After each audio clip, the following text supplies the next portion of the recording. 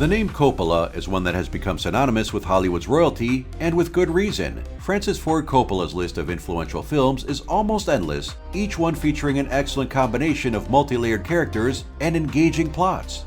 From The Godfather to Apocalypse Now, Francis Ford Coppola classics are, without a doubt, something every film aficionado should watch at least once in their lives.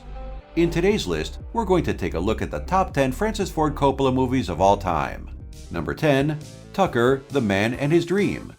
In 1948, Preston Tucker shook the automotive world when he released the revolutionary Tucker 48, an elegant yet efficient automobile that would defy the big three automakers of America. What followed after the release was a media scandal accusing Preston of stock fraud and leading to the limited run of the Tucker 48. Only 51 cars of this model were made. Tucker, don't go home. There's 2 police cars waiting for you. They're going to arrest you. Don't go home. And this you won't believe. Tucker, the Man and His Dream, recounts the events surrounding this controversy, presenting it with a mixture of drama and comedy. Originally intended as a musical, development of the film began in 1973, with Coppola wanting to tell the curious story of Preston and the Tucker Corporation. When Coppola's American Zoetrope production company experienced financial difficulties, it was George Lucas that helped him with this film, joining Coppola as an executive producer. It's worth mentioning that, of the 51 Tucker 48s made, Coppola and Lucas each own 2. But if big business closes the door on the little guy with a new idea, we're not only closing the door on progress. Number 9. The Outsiders.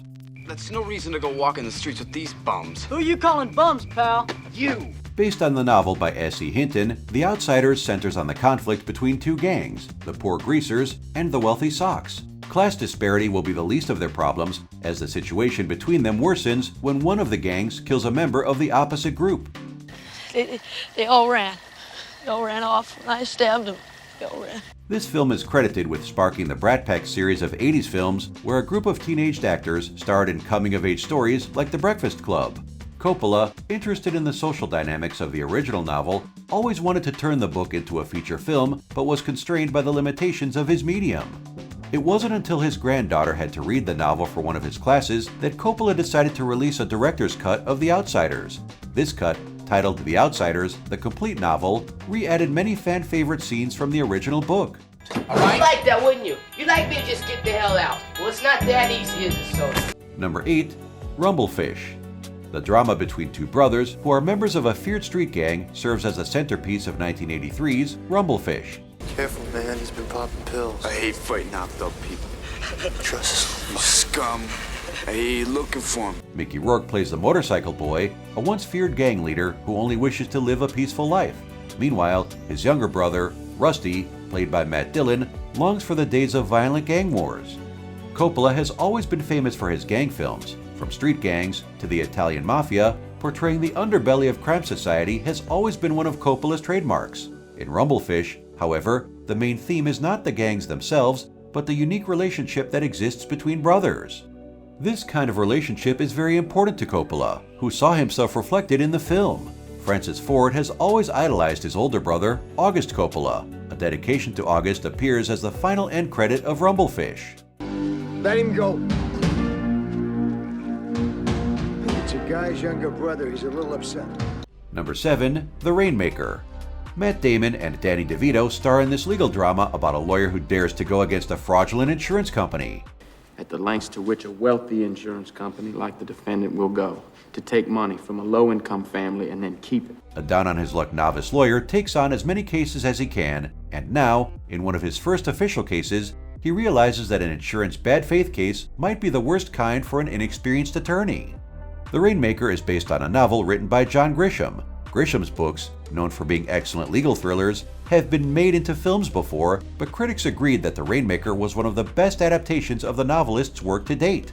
Grisham himself has said that he considers Coppola's The Rainmaker to be the best adaptation of his work. Give me the bat and leave. You were not here tonight. Number 6. Bram Stoker's Dracula. As we've seen so far, Coppola is no stranger to literary adaptations. I am Dracula. And I bid you welcome, Mr. Harcourt, to my house. In 1992, he chose to direct his version of Bram Stoker's classic vampire novel, Dracula. The story is the same one as the book version. A vampire aristocrat becomes infatuated with the wife of his barrister, Jonathan Harker. The movie follows Count Dracula's misdeeds in Victorian London as he stalks his prey in the night. Gary Oldman plays a fascinating version of the blood-sucking Count, a multifaceted individual that enjoys the finer things in life, allowing himself to live in a hedonistic undeath. Keanu Reeves plays Jonathan Harker, and Anthony Hopkins, fresh out of The Silence of the Lambs, plays Dr. Van Helsing. Coppola insisted that the whole crew of principal actors had to read the novel out loud, in a process that Anthony Hopkins recalls lasting over 2 whole days. No, your woman's God is over. You must pay for your crime. Number 5. The Godfather Part 3. But everyone knows you're the final word. You're like the Supreme Court. All I want to do is protect you from these guys, and your lawyers can't do that. It might not be the strongest in the Godfather trilogy, but Part 3 is a great drama about Michael Corleone, the leader of the Corleone crime family, wanting to retire from a life of crime. Also known as the Godfather Coda, The Death of Michael Corleone, this film marks the end of the iconic film series. If every drug pusher in this room would have dropped dead, I would be the only one alive. The title change comes from Coppola himself. Although the original title of the movie is The Godfather Part 3, Coppola considers this film to be an epilogue to the Godfather series, not as another episode. He's also expressed some regret about the final product, but we have to consider that the whole film was written, directed, and edited in just a year. Oh, God, no, please! Number 4. The Conversation. Released in the midst of the Watergate scandal, The Conversation is a controversial film about a surveillance expert that must face a deadly moral dilemma. Gene Hackman plays Harry Call, a reclusive and paranoid surveillance expert that suspects that a couple he's spying on will be murdered. Now, he's faced with a tough choice: reveal himself as a stalker to the couple, or say nothing and let an innocent get killed. When he was going to come to see you. Hey, Grand Super B7, Pen Mike, and That's terrific. The bugger got bugged, huh? As we mentioned before, the movie was released just a few months before Richard Nixon resigned due to the Watergate scandal, but Coppola denies any relation between the film and real-life events. In Coppola's own words, the movie is partially based on the 1966 film Blow Up, another film about a voyeur who comes face-to-face with a potential murder. The Conversation was nominated for an Academy Award for Best Picture, but lost to The Godfather Part 2, another Francis Ford Coppola film. Hello. We know that you know, Mr. Cole. For your own sake, don't get involved any further. We'll be listening to you. Number 3. Apocalypse Now. Francis Ford Coppola's brutal representation of the Vietnam War in Apocalypse Now has been considered one of the best films made about this dark chapter of American history. The story revolves around a U.S. Army officer who's tasked with assassinating a renegade Special Forces colonel. Marlon Brando plays Colonel Walter E. Kurtz, a colonel who's made his base inside a vast Vietnamese camp. Kurtz now suffers from some serious delusions of grandeur, believing himself to be a god. No, wait, we'll go together. On the boat. We'll go with you. We'll go up there, but on the boat. Apocalypse Now was a famously difficult movie to create. It went massively over budget, with Coppola having to spend $7 million of his own money to finish the film. Additionally, actor Martin Sheen suffered a heart attack during the shooting, and Marlon Brando's weight made it difficult to work with him. All in all, it took Coppola 3 years of post-production and editing before the movie could see the light of day. The war on the horizon. The American people may find it hard to believe that the U.S. is winning the war in Vietnam. Number 2. The Godfather Part 2. The second chapter in the Godfather trilogy centers on Michael Corleone, now having fully inherited the role of Vito Corleone as the leader of his crime family. Is it true that in the year 1950 you devised the murder of the heads of the so-called 5 families? This film offers a fascinating look at the traditions and structures of the Sicilian Mafia of 1950s New York. Even though Michael is the main character of the film, the movie also shows us some vignettes that detail the origins of Don Vito Corleone, Marlon Brando's iconic character in the first Godfather movie. In this film, Vito is played by Robert De Niro, just to add another star to the already impressive ensemble cast of The Godfather Part 2.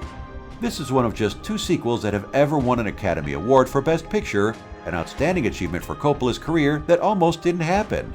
Coppola didn't enjoy the experience of directing the first Godfather film, and even considered that Martin Scorsese would be better suited for directing the sequel. It was a son, and I had it killed because this must all end. Our number 1 pick is The Godfather.